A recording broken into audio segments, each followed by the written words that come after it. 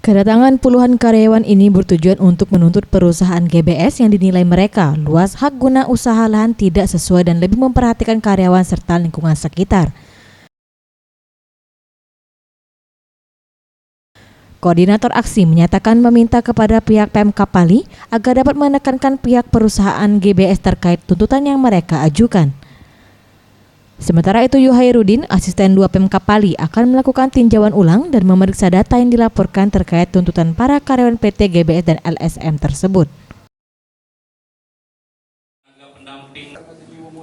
Menekan Pemda untuk melakukan ukur ulang lahan PT GBS. Itu yang pertama. Tuntutan kedua, kami mengharapkan kepada pihak pemerintah Kabupaten Pali agar memperhatikan kontrak kerja di PT GBS. Masalahnya kontrak kerja rata-rata tenaga kerja di PT GBS itu tidak memiliki kontrak kerja. Selanjutnya karyawan yang PHL, tenaga kerja PHL maksud saya, itu tidak mendapatkan jaminan sosial.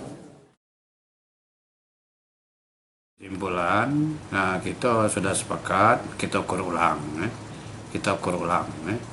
permintaan dari masyarakat dan LSM itu kita ukur ulang.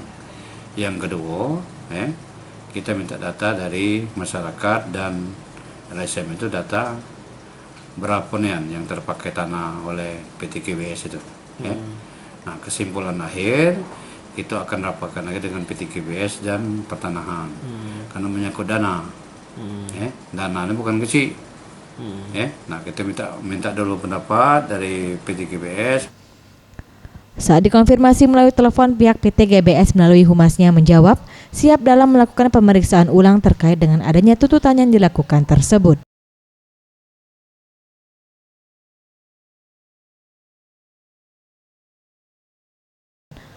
Boris Simbolon, Sriwijaya TV.